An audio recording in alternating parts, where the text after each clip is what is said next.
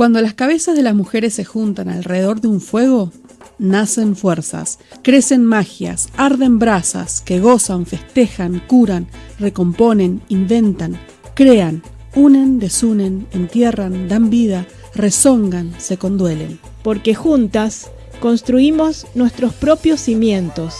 Somos más sabias, más hermosas, más completas, más plenas, más dulces, más risueñas y por suerte, de alguna manera, más salvajes. Hoy somos todas espejos de las unas y al vernos reflejadas en esta danza cotidiana me emociono. Porque cuando las cabezas de las mujeres se juntan alrededor del fuego, que deciden avivar con su presencia, hay fiesta, hay aquelarre, misterio, tormenta, centellas y armonías, como siempre, como nunca, como toda la vida.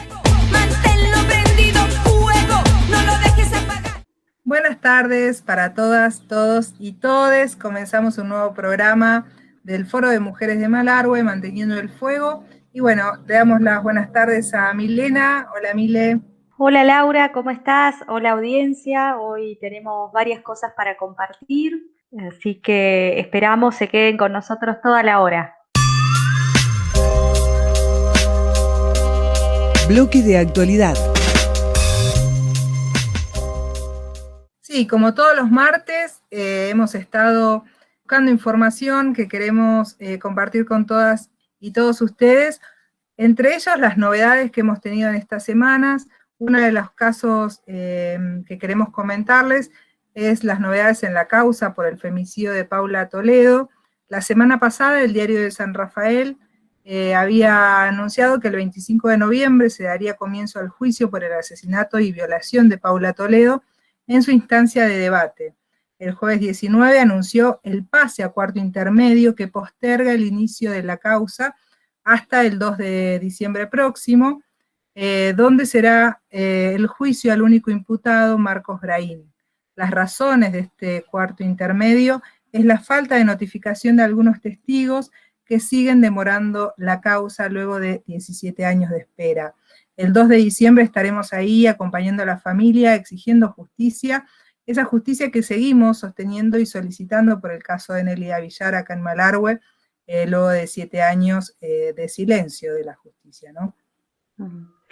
También queríamos compartir el proyecto de interrupción voluntaria del embarazo, el cual el 17 de noviembre el presidente Alberto Fernández anunció el envío al Congreso de 2 proyectos de ley para que todas las mujeres accedan al derecho a la salud integral.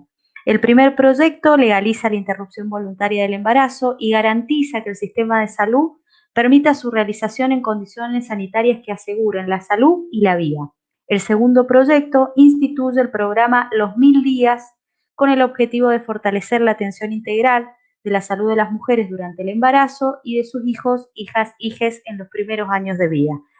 El presidente Alberto Fernández decía, no es decirle sí o no al aborto, ya que los abortos ocurren de forma clandestina y ponen en riesgo la vida y la salud de las mujeres que a ellos los someten. El dilema que debemos superar, por lo tanto, es si los abortos se practican en la clandestinidad o en el sistema de salud argentino. Esta fuente es de página 12. Bien, y para seguir con las noticias que tuvimos en la semana, esta es una noticia un poquito más vieja, pero la queríamos traer a colación acá al programa, que circuló sobre todo por las redes sociales. La noticia habla de la mujer cazadora, que nos recuerda que los roles de género son una construcción social y principalmente una construcción de nuestro mundo occidental.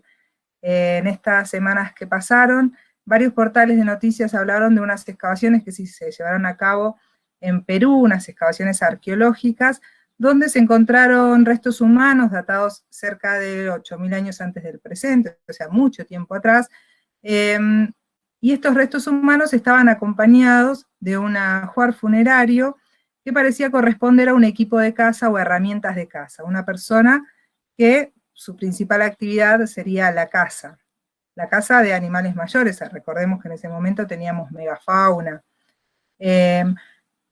Una de las cosas que llamó la atención a los investigadores era que los restos óseos de humanos eran muy gráciles y no parecían corresponder a un varón, lo que el estereotipo marcaba. Por eso se hicieron estudios morfológicos y de ADN que lograron determinar que esta persona no era un cazador varón, sino una cazadora de sexo femenino, de entre unos 17 y 19 años. Esto llevó a estos investigadores, entre ellos a Randy Haas, de la Universidad de California, a investigar sobre el ADN de otros restos humanos con similar característica, y encontraron que de 27 restos humanos que analizaron, 11 resultaron ser mujeres y 16 varones. Esto nos lleva a plantear que entre el 30 y el 50% de los cazadores de esta megafauna eran mujeres jóvenes, y también nos lleva a plantear y a discutir los roles y los estereotipos de género que cargamos en cómo construimos el pasado, sobre todo las ciencias históricas. Nos pareció que era interesante porque, bueno, cuántas veces cargamos, ¿no?, de estereotipos lo que entendemos del pasado. También queríamos rescatar que el 19 de noviembre se conmemoró el Día contra el Maltrato y el Abuso en la Niñez. Ese día se realizó una charla virtual para docentes por el canal de YouTube del SUTE. Destacamos y celebramos lo importante de esta capacitación para el personal vinculada a la educación en prevención y detención temprana de casos de abuso y maltrato en la infancia. La UNICEF destaca que en los casos de abuso hay cuestiones de género, ya que el abuso en el 90% de los casos es perpetuado por un varón adulto y las víctimas son en el 75% de los casos niñas, lo que hace que de 5 niñas, una ha sido abusada, y el mayor riesgo en este ámbito es el intrafamiliar, razón por la cual la escuela y la ESI se convierten en herramientas fundamentales para prevenir, intervenir y erradicar los casos de abuso o maltrato en la infancia. Estas charlas están disponibles en el canal de YouTube del SUTE, denominado SUTE. Buenísimo, Mile. Hoy nos acercamos al fuego para hablar de...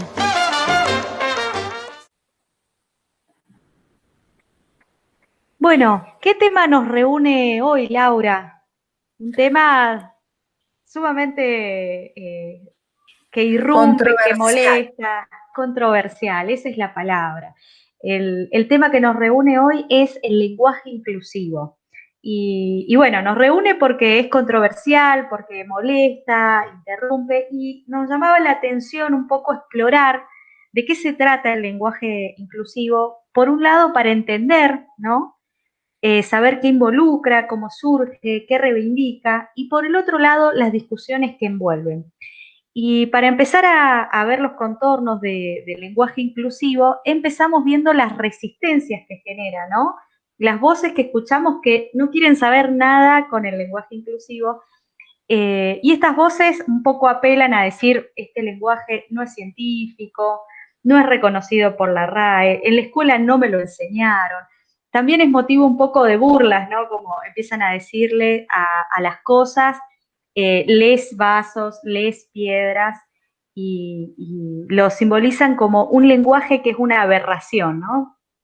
Sí, sobre todo varios medios de comunicación lo hemos escuchado y bueno, ya ha circulado en las redes sociales y hablan sobre, bueno, que son ridículas las personas que usan el lenguaje, que es anormal, que es una deformación del lenguaje, que es una destrucción de la lengua, que eso no es castellano, bueno, que es una deformación de la mente y la sexualidad, ha dicho por ahí alguna que otra vedette venida comentarista.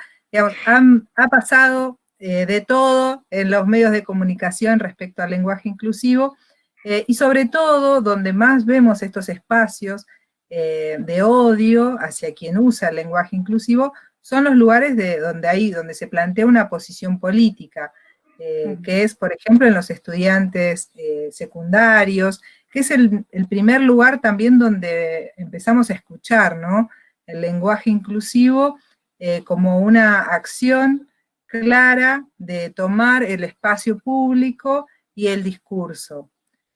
Por eso también nos importaba poder darle un espacio en el programa y hablar de estos temas que son difíciles de abordar, porque obviamente es es un tema nuevo que está en permanente cambio y que vamos a ver en el programa y queremos desglosarlo un poquito para entender un poquito mejor a qué se debe tanto odio, tanta controversia y tanta discusión. Por eso vamos a ir a escuchar, vamos a arrancar con un audio de Juan Eduardo Bonín, que es un lingüista, es un investigador del CONICET de la Universidad de San Martín, que nos contaba un poco esto. ¿Lo escuchamos?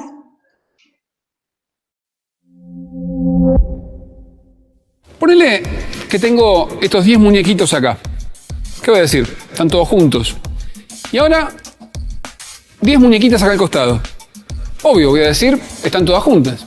Si ahora muevo esta muñequita acá, con los 10 muñequitos, voy a seguir diciendo están todos juntos. Pero imaginemos que fuera al revés y moviera a este muñequito con las 10 muñequitas. También digo están todos juntos. ¿Por qué? Por un solo muñequito le voy a decir todos a todas. Veamos un poco más de cerca. ¿Por qué pensamos que eran todos varones y todas mujeres? No lo hacemos por lo que son, sino por lo que parecen, por lo que nos parecen. Esa es la razón por la que existe la propuesta del lenguaje inclusivo. Al cambiar las as y las os por las es, ya no necesito suponer que el otro es varón o mujer o lo que sea. Simplemente lo nombro sin necesidad de identificarlo con un género determinado. Quienes critican esta propuesta suelen decir: el español diferencia entre todos y todas, pero no existe la palabra todes. Pero, ¿quién dice lo que se puede decir y lo que no en una lengua determinada? Por un lado, cada comunidad lingüística fija sus propias normas de lo que puede decirse y no y de qué modo. Yo, por ejemplo, no puedo decir la en este momento, porque estoy en un medio público. Pero si estuviera en la cancha, sería prácticamente obligatorio. Por otro lado, hay instituciones que se atribuyen ese rol. Para el caso del castellano, tenemos a la Real Academia Española, que define chapar como cubrir o guarnecer algo con chapa. Evidentemente, esta gente chapa poco, porque las palabras no significan lo que dice el diccionario, sino lo que las personas hacemos con ellas. Más allá de lo que diga la academia, también es cierto que el lenguaje inclusivo no es la única manera de incluir grupos diversos. Podemos decir, por ejemplo, las personas que asistieron en lugar de los asistentes, o la humanidad en lugar del hombre. La propuesta del lenguaje inclusivo funciona en gran parte como una marca de identidad. Así como algunos grupos religiosos se llaman hermanos y hermanas, y algunas agrupaciones políticas se denominan compañeros y compañeras, quienes se resisten a adoptar una visión binaria del género social eligen llamarse chiques, amigues o estimades. Es común que haya resistencia a los cambios en la lengua. Pensá que todavía hay gente que prefiere decir la señora juez o la señora ministro en vez de la jueza o la ministra. Sin importar qué postura tomes, la forma en que hablas y la forma en que ves el mundo están íntimamente relacionadas, porque vemos el mundo a través de las palabras que usamos para describirlo y quizás para cambiarlo. Bueno, estábamos escuchando el audio de Eduardo sobre el lenguaje inclusivo, de qué se trata, a qué apela, a qué convoca a una lucha. Y me parece re interesante rescatar esto que ese genérico los no incluye a muchas identidades, voces, inclusive luchas de derechos, y por eso empieza a surgir esta incomodidad de decir, yo no me siento parte de ese los, ¿no, Laura? Sí, y además hay un montón de ejemplos que hemos visto también en este último tiempo.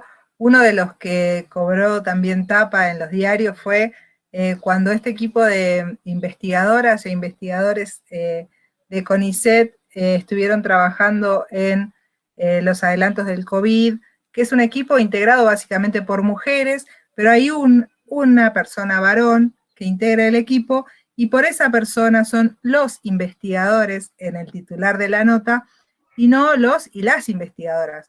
En otros portales salió las investigadoras sin incluir a esta persona de sexo masculino, y se plantearon debates en las redes y en los espacios de discusión sobre, bueno, ¿por qué invisibilizar a las mujeres, no? Como investigadoras claro, se vuelve a tapar por una persona, que es el ejemplo también que pone al inicio Eduardo de su comentario, ¿no? Bueno, hay posiciones de lingüistas sobre el tema. Uno es el caso de Santiago Kalinowski, ojalá lo esté pronunciando más o menos bien. Bueno, que él dice que el lenguaje inclusivo es un rasgo de una lucha discursiva por la igualdad y por el reconocimiento a la diversidad, no reconocida un poco por ese genérico que es los, nada más, ¿no? Y lo que intenta visibilizar es una injusticia, dice Santiago, y lo logra. Es un fenómeno político, no es un fenómeno lingüístico, porque el lenguaje es algo que acontece. Estas son palabras sumamente bonitas, ¿no? Y dice que lo que hace el lenguaje inclusivo es visibilizar nada más y nada menos que la desigualdad entre el varón y la mujer y la estructura sintáctica que tenemos los hablantes. Ha predominado lo genérico y el lenguaje inclusivo lo que pretende es visibilizar esta desigualdad y ponerla en un orden social, ¿no? O Sí, sea que hay posiciones de lingüistas sobre el tema y me parece muy interesante.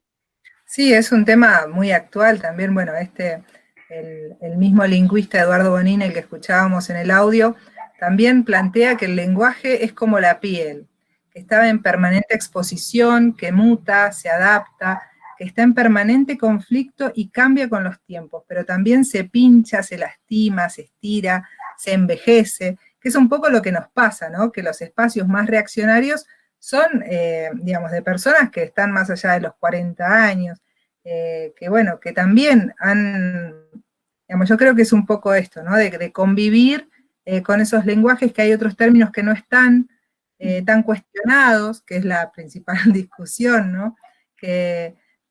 Pero este lenguaje que incluye a las disidencias es el que choca.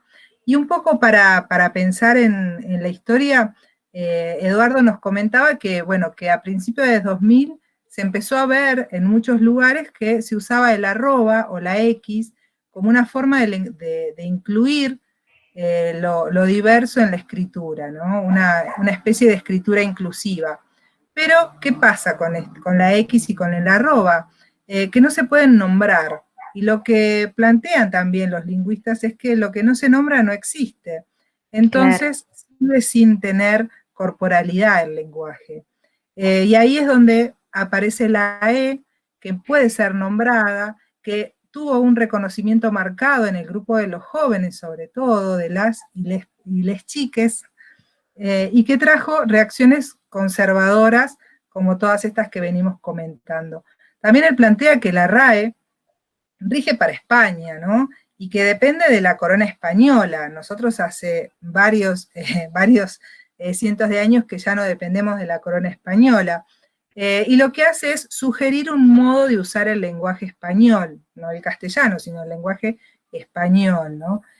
Para facilitar la comunicación en un ámbito, más que nada, en un ámbito político y de términos burocráticos, y no en las escuelas. Aunque acá es el principal, sigue siendo el principal, digamos, la principal defensa en cuanto al lenguaje como lo conocemos, nos traen al tema de la RAE, ¿no? También... Claro, dice, la RAE no existe eso.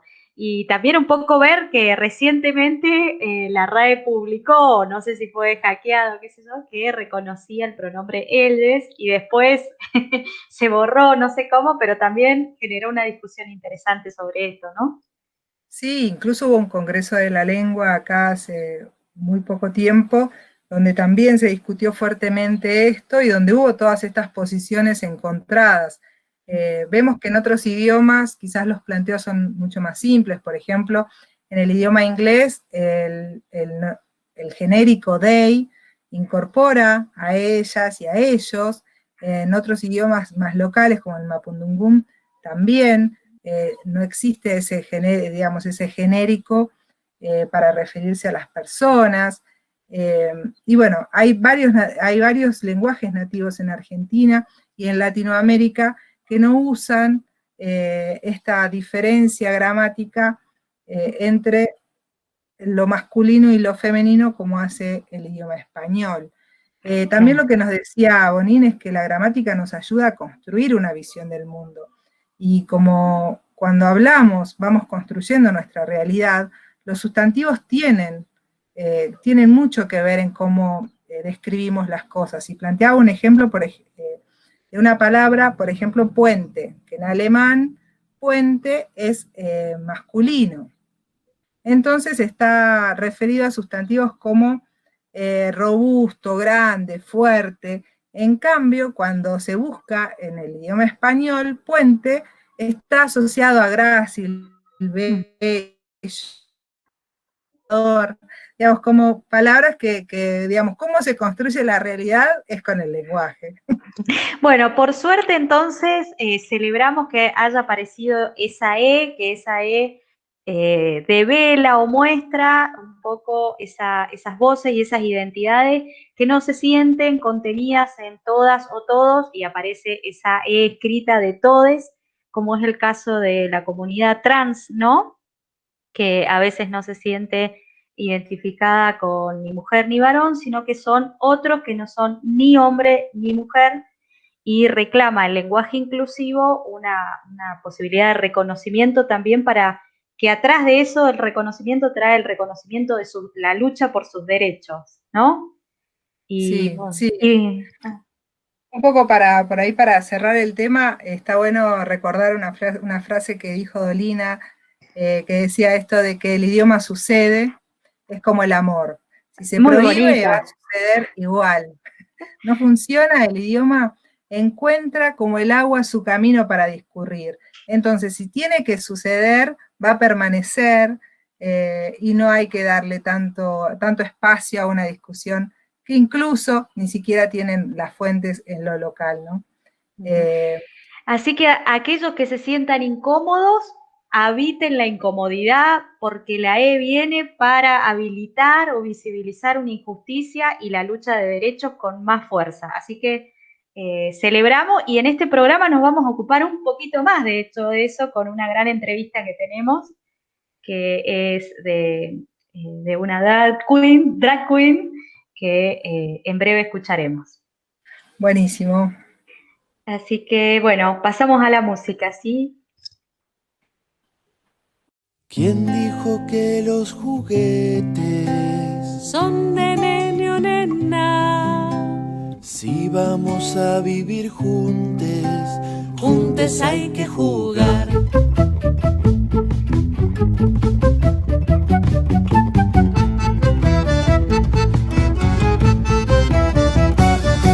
Me gustan tanto los barcos, lo que más quiero es viajar. Si voy a ser capitana, no preciso ese disfraz de princesita rosada que me quieres regalar. Estoy mirando en el mapa que voy a cruzar el mar. ¿Quién dijo que los juguetes son de nene o nena? Si vamos a vivir juntes hay que jugar. Son tan poquitos colores, el celeste y rosa, pintemos un arco iris de color libertad.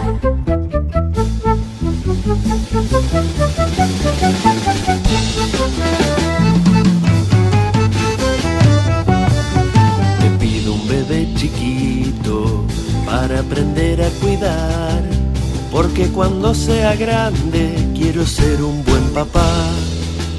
No necesito pistolas ni casco de militar, porque jugar a la guerra si yo prefiero abrazar. ¿Quién dijo que los juguetes son de nene o nena? Si vamos a vivir juntes hay que jugar. Son tan poquitos colores, el celeste y rosa, pintemos un arco iris de color libertad. Queremos cuentos, canciones, tiempo para imaginar, y grandes que nos ayuden a sentirnos a la par. Nenas y nenes felices jugando de igual a igual. Es mucho lo que está en juego, no nos quieran separar. ¿Quién dijo que los juguetes son de nene o nena? Si vamos a vivir juntos hay que jugar. Son tan poquitos colores, el celeste y rosa. Pintemos un arco iris de color libertad. ¿Quién dijo que los juguetes son de nene o nena? Si vamos a vivir juntos hay que jugar. Si vamos a vivir juntos hay que jugar. Juntos hay que jugar. Juntos hay que jugar.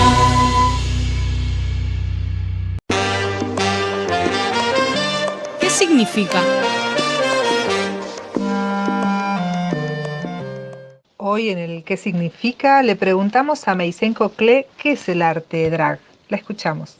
El arte drag es todo un género performático que se dedica a demostrar que cualquier artificio del género, como el maquillaje, el comportamiento, los gestos, el peinado, la ropa, todos esos artificios culturales que tenemos sobre nuestros cuerpos, los puede tomar quien quiera y aplicarlos sobre sí mismo de manera extravagante, extraordinaria. Entonces tenemos hombres que pueden recrear personajes femeninos extraordinarios como las drag queens, pero también hay mujeres que pueden tomar todas las atribuciones masculinas y crear personajes viriles extraordinarios también, como las drag king. De todas maneras, aunque tú seas trans, seas bi, seas gay, seas varón, seas mujer, seas hetero, lo que seas, puedes hacer drag. Por ejemplo, las mujeres trans o las mujeres biológicas, como se suele decir, también pueden hacer drag queens, pero se les llama hyper queens porque es como hacerse más reina de lo que ya son. Entonces, el drag, en términos muy breves, es toda una actividad artística que nos demuestra y nos invita a reflexionar de que caminar en taco aguja, usar maquillaje o tener barba o incluso cambiar los tonos de nuestra voz son cuestiones culturales y como culturales las podemos tomar, transformar, adaptar, modificar o simplemente usarlas sin que sea un mandato. Así que por suerte el drag es un arte que nos lleva a superar los límites del propio cuerpo. Bueno, hola, buenas tardes. Estamos acá en Manteniendo el Fuego, foro de mujeres de Malargüe, que queríamos grabar esta entrevista y este encuentro porque nos parece que es un encuentro especial. Tenemos invitada a Meisen Coclé, una drag educativa. ¿Querés presentarte? Hola chicas, hola María Laura, hola Milena. Un placer estar acá, sumarme a este foro, a este fogón. Bueno, sí, mi nombre es Meisen Coclé. Yo soy una drag queen que me dedico a dar clases de educación sexual en los espacios donde me convoquen. Más allá de tener obviamente una vida más social, ¿no? Que soy docente en artes, que doy clases en escuelas secundarias, en nivel superior, en centro de capacitación laboral. Pero bueno, acá quien está invocada se dedica al rubro de problematizar, ¿no? Las cuestiones que tienen que ver con el género, con las identidades sexuales. Y bueno, en eso de problematizarla, ir aprendiendo de manera colectiva. Así, comúnmente participo de esta manera. Digamos, los escenarios son las aulas y es ahí donde más, digamos, discuto, ¿no? Y pongo a debate todas las cosas que necesitamos hablar y que tanto tiempo estuvo tapado, ¿no? Y en tabú. Sí, porque hay un factor que no podemos negar, que es lo histórico. Entonces, los primeros antecedentes que se tienen del drag son europeos y surge el de la gente pobre que se juntaban en underground, que se juntaban en un bar o qué sé yo, a reírse de la gente de clase alta, sumamente crítico a la sociedad, a las clases sociales, en épocas donde estaba la transición de los reinados, ¿no? Hacia las repúblicas. Entonces se reían de los reyes, se reían, por eso el término drag queen, ¿no? O sea, reina, rey, drag king, se reían de los reyes, de la aristocracia, después de la burguesía, y que por eso tiene cierta estética extravagante, ¿no? De ponerse cosas y cosas, pero porque en el fondo nos estamos agarrando todos esos elementos que dicen que no son nuestros y los podemos tomar como propios y empoderarnos. Y hacer toda una cultura de lo femenino como algo fuerte, no como algo débil, no como algo inferior. Entonces, las primeras manifestaciones del drag son incluso de una perspectiva, digamos así, crítica hacia la clase social, ¿no? Política. Bien político. Y después empieza con toda esta hay teorías también, incluso hay gente que dice que el drag es un espacio de sensibilización para la comunidad LGTB. Otro tema, aparte, que ya tiene que ver con lo psicológico, y todo. Pero lejos es una sátira hacia la feminidad. Incluso las personas que hacemos drag, en realidad lo que entendemos que lo que se nos prohibió culturalmente, que es lo femenino, lo podemos tomar y nos empodera, nos encanta, nos libera. Ahí es donde entran estas teorías sensibilizadoras. Dicen, el drag es una práctica sensible. Ahora también viene lo político, donde dicen, el drag nos está mostrando que cualquiera puede andar en taco, cualquiera se puede maquillar, que eso no es solo de mujeres, no es solo de hombres, lo pueden hacer bien, y tiene que ver netamente con técnicas y prácticas culturales, no tiene que ver con tu identidad o tu identidad de sexo, no va por ahí. Y preguntándole a la drag educadora, justo hoy en el programa vamos a estar hablando del lenguaje inclusivo, digamos, ¿cómo lo abordan? Digamos, que cuando te ven dragueada, ¿qué impacto tiene o si lo compartís o no en esos espacios, ¿no? Bueno, justamente yo tengo una postura algo particular con el tema del lenguaje inclusivo, porque tengo que también dar como una explicación también de mi historia, ¿no? En esto, aunque tenga que ser autorreferencial, pero yo empecé a cursar una materia que era Diversidad, Inclusión y Perspectiva de Género en la Facultad de Ciencias Sociales de la UNCUYO. Yo vengo de la Facultad de Arte. Y había un trabajo final que era una monografía y presentarlo tal día. Yo dije, bueno, me voy a meter en teoría queer, algo que estaba escuchando de hoy yo no conocía. Entre eso leo en ese entonces Beatriz Preciado, hoy en día Paul Preciado, que decía que cualquier estudio que uno tenga que hacer sobre el género, teoría que quiera hacer del género, la tiene que pasar por es así de simple. Él le llama el principio autocobaya. Entonces, yo dije, bueno, si voy a dar una charla sobre teoría queer, tengo que cambiar mi corporalidad. Entonces fui con zapatos, nunca había caminado, me maquillé, una cosa muy rara, o sea, nada, o sea, fui al baño de la facultad antes de entrar a presentarlo, 10 minutos antes de maquillarme, imagínense, me prestaron maquillaje mis amigas. Pero me quedé con eso, ¿no? Del principio autocobaya. Y en ese principio autocobaya seguí investigando más sobre teoría queer y decir, claro, yo creo que el género es un artificio social, digamos, no digo que no exista, sino que digo que son aparatos que los podemos expropiar de nuestro cuerpo y todo mandato que tengamos sobre ello lo podemos discutir y decir, no porque yo nazca con vagina tengo que hacer esto sí o sí, o porque nazca con pene tengo que hacer esto sí o sí, que es la lógica machista y patriarcal. Entonces, llegó una tesis doctoral de alguien de España que hablaba sobre el uso de la E como un lenguaje neutro sin género. Y me llamó mucho la atención, me acuerdo que lo leí, un PDF que encontré en la virtualidad, y me quedé con eso y daba, me acuerdo que durante el 2014 y 2015, después de hacer esta presentación, varios profes de la Facultad de Arte me convocaron a dar charlas sobre la teoría queer y el arte queer, y bueno, hablaba de esto del uso de la E. Estamos hablando del 2014-2015, ni siquiera todavía aparecía el ni una menos. Y bueno, hoy en día me encuentro con una gran discusión, porque lo que yo no quiero que pase con la E, y lo que muchas personas que estamos en el tema hace tiempo nos preocupa, es que la E se vuelva una nueva O, que la E, por usar la E, la estamos usando igual que la estábamos usando la O. ¿Y con qué nos referimos en esto? Que en su momento la E aparecía como un elemento que permitía visibilizar a una tercera identidad, la identidad no binaria, porque no está mal que te reconozcas masculino o masculina, no está mal que te reconozcas como femenino o femenina y que quieras que te traten con la A o con la O. El tema es que había un tercer sector, por así decirlo, como las identidades sexuales son tan amplias y vastas, que quedó ahí al debe, y que para eso aparecía la E, para hablar de este grupo no binario, este grupo género fluido, justamente estas identidades que no están dentro del binomio de género. También acá hago otro paréntesis. Cuando surgió la ley de identidad de género en 2012, un sector de la identidad de la comunidad trans no quería la ley, porque querían que la ley tuviera una modificación, ¿no? Obviamente, que era que incorporara la T de travesti como una tercera identidad. No es que nosotros decían muchas trans, yo sé que no soy mujer, entendiéndose mujer como mujer biológica, ¿no? Yo no soy mujer, yo soy una travesti, reconozco que he hecho esta historia sexual en mi vida. Pero bueno, en las internas, que ahí tenemos que hablar de Claudia Pía Baudraco, decía, o también tenemos que hablar de Luana Belkins, decían, es verdad, necesitamos la T, necesitamos que nos reconozcan como otra identidad, porque somos otra identidad, nos tienen que validar tal cual y respetar como cualquier otra. Pero era necesaria la ley por una cuestión de salud, por una cuestión de accesibilidad a la educación, de traer esto al terreno, ¿no? Porque la ley lo que hace es aplicarlo al terreno a lo que quedan las teorías académicas, o lo que puede quedar como plenos sentidos ahora que sean un ejercicio ciudadano. Ya ahí, en esos antecedentes, uno se da cuenta que el uso de la E, hoy en día, no tiene que quedar como esto de hay 6 mujeres y cada un varón, uso la E, porque estamos haciendo lo mismo que estaba haciendo la O.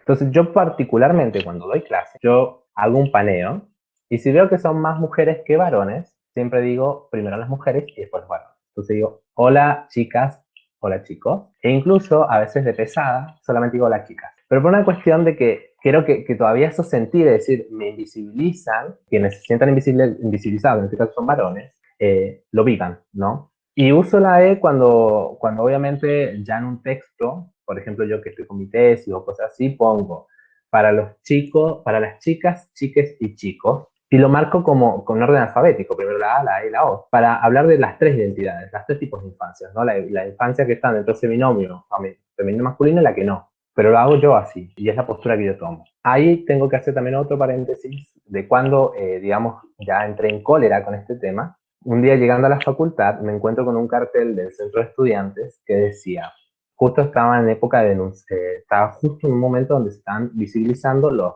abusos y el acoso sexual de varios docentes hacia estudiantes. Entonces había un cartel que decía, saquen a les acosadores, y acosadores con X, de la facultad.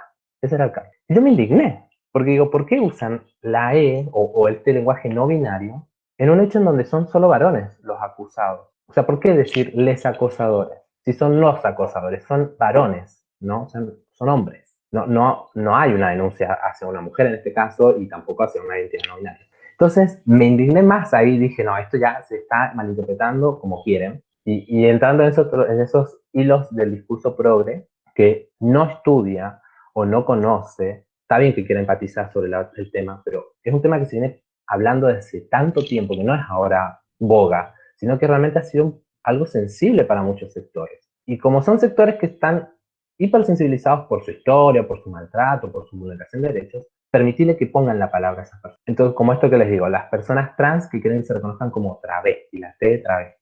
Entonces, en lo personal, yo cuando me habla me dicen, ay, no sé si hiciste de tratarte de ella, de él. No, a mí, en lo particular, me es indistinto. Pero siempre le reconozco que está bueno que lo haya preguntado. Porque en el fondo eso nos pasa. O sea, cuando uno conoce a alguien que le pregunta el nombre, ¿y cómo te llamas? Y también tienes que hacer lo mismo. O sea, y en ese cómo te llamas te dice Alex. Ah, pero Alex masculino, femenino, ¿qué? Y es una charla más. O sea, aprendamos a naturalizar estas conversaciones. Porque todavía quedan como, ay, no, ¿cómo le voy a preguntar si es no sé. Y no tiene que ser con un sentido, digamos así como, ay, abordémoslo pero como algo raro. No, realmente que surja de una forma natural. Pero para que surja de una forma natural, tenemos que romper estos mitos que tenemos internamente.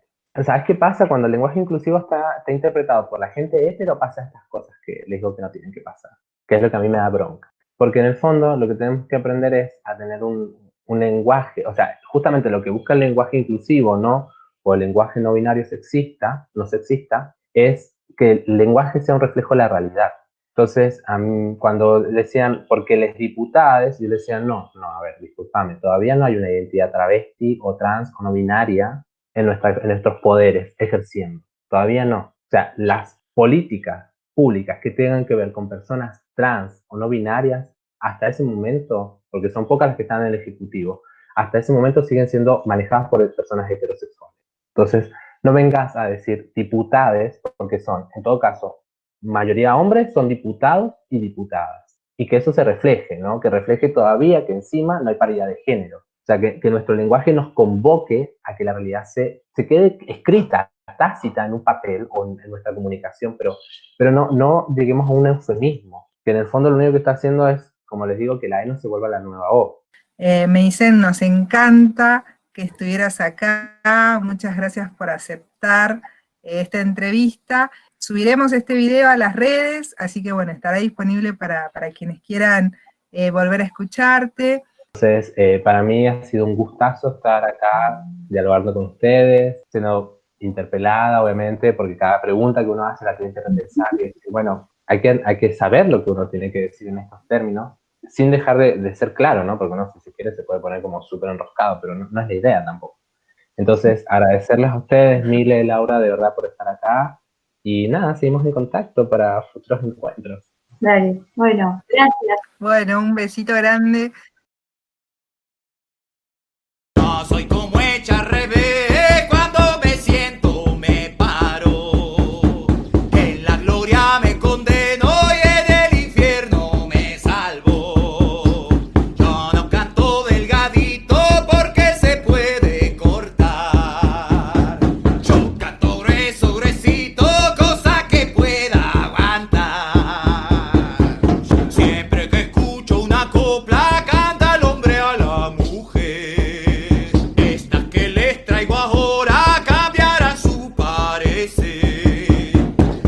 hace falta más respeto para vivir la diferencia. Hay que abrir el corazón, no hace falta mucha ciencia. No quiero ser un señor, tampoco quiero ser dama. Yo quiero ser otra cosa, hacer lo que me dé la gana. Esta es una copla rara, como ya la habrán notado. No habrá mujeres lavando ni hombres con redes pescando. Que el cambio empiece en los niños, en la escuela hay que educar. No quiero salita rosa, quiero salita de trans. No esperen que sea buena, yo soy bien desprolijita. No creo en matrimonio, mi amor es forma infinita. Soy dueñita de mi tiempo, de mis razones y credo. Así que vayan sacando sus rosarios de mi cuerpo. ¿Qué es eso de andar mandando lo que yo puedo y no puedo? Mi cuerpo es mío, bien mío, no hay evangelios adentro. Si quieres que sea clara con las consignas que digo, yo canto y te lo firmo, aborto libre y gratuito. Yo canto y te lo firmo, aborto libre y gratuito. La soledad es cosa rara con tanta gente tan sola. Si los solos se juntaran, la soledad queda sola. La la la la la la la la la la la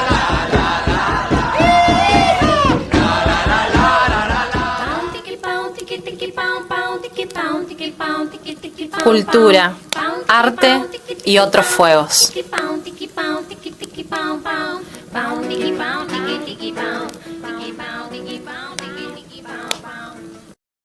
Hola, buenas tardes. En esta oportunidad, en el espacio Cultura, Arte y otros fuegos, vamos a compartir un capítulo de Historias de Vidas, que es una serie del canal Encuentro, que tiene un corte documental. Sin embargo, es un documental diferente, que profundiza sobre algunas intersecciones, algunas luchas, algunas vidas que vale la pena ser contada, como es el caso de hoy, el capítulo 8, con una artista trans sudaca, sí, que busca su lugar en el mundo. Es una artista latinoamericana y es Susie Shock.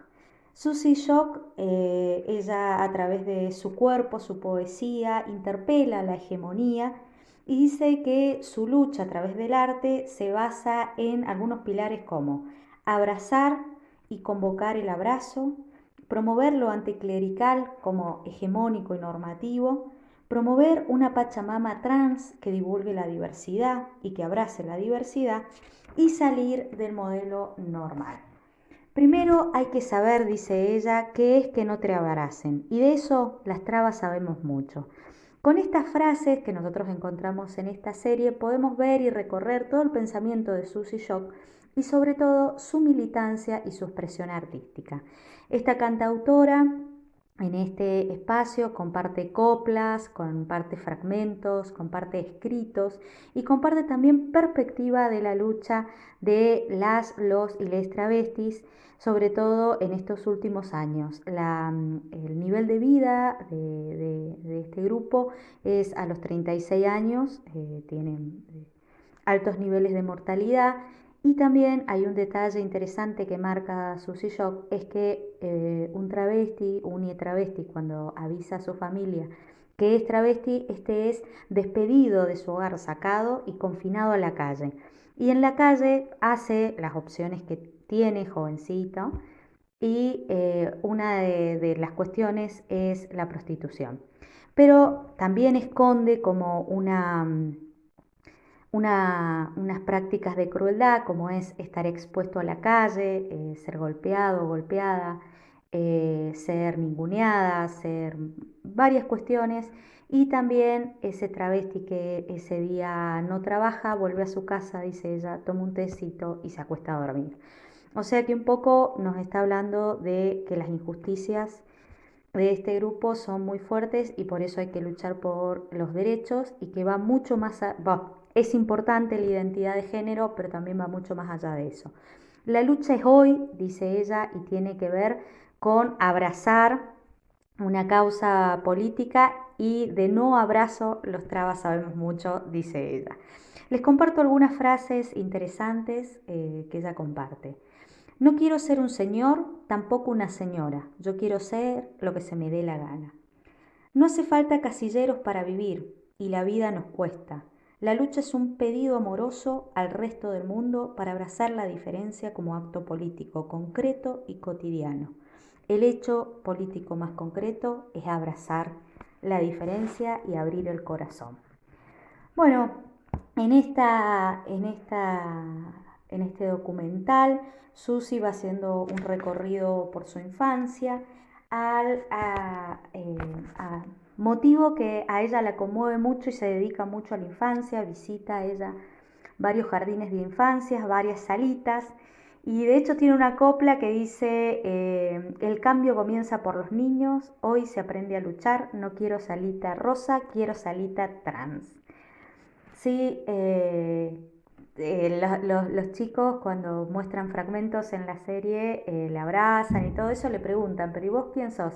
Y entonces ella dice, yo soy la tía trans. Así que lo que ella promueve y dice que eso empieza en la infancia, tiene que ver con el derecho a elegir, a decidir. Y ella le dedica un disco a esta idea tan fuerte, que es un disco muy famoso, que hoy vamos a compartir una canción, que se llama Buena Vida y Poca Vergüenza, que habla de varios temas que atraviesan a los trans desde la infancia hasta la adultez. Ella promueve a partir del arte, el teatro y la música una conciencia política y soñadora. Sí, hay que soñar, dice ella, que eso lo posibilita el arte, y hay que tener una conciencia política para hablar de esos temas clausurados, cerrados, ¿sí? Así que bueno, ellos y ellas están en esa lucha y en esta oportunidad queríamos compartirles una musiquita de ella que nos habla un poco de este espíritu que acabamos de compartir de la serie. Invito a todos a ver, lo encuentran en YouTube, Historias de Vida, capítulo 8, Sushi Shock. ¿La escuchamos? Bueno, vamos llegando al final de este programa donde, bueno, hemos hablado con mucho gusto de un problema que nos atraviesa. Lo que es la actualidad, claro, que es el lenguaje inclusivo. Y queríamos cerrar también recordando que mañana, miércoles 25 de noviembre, se conmemora el Día Internacional de la Eliminación de la Violencia contra las Mujeres, y este año, como todos los años, la Asociación Vuelo de Mariposas nos invita a sumarnos a la campaña de visibilizar las situaciones de violencia que lamentablemente todavía seguimos viendo día a día en nuestro país y en todo Latinoamérica, ¿no? Y nos invita a una campaña que se llama Mariposas por la No Violencia. Hashtag Mariposas por la No Violencia.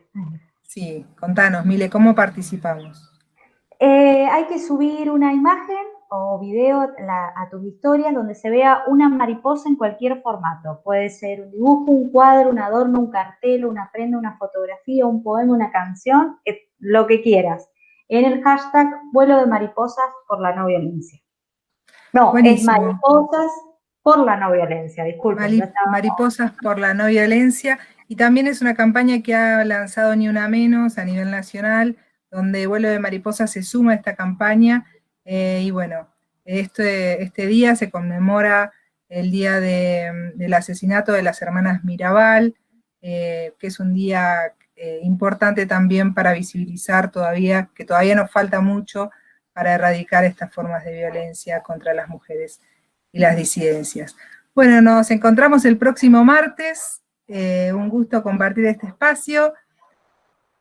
Nos vemos, ha sido un gusto, así que nos encontramos el martes siguiente. Chau, chau. Chau.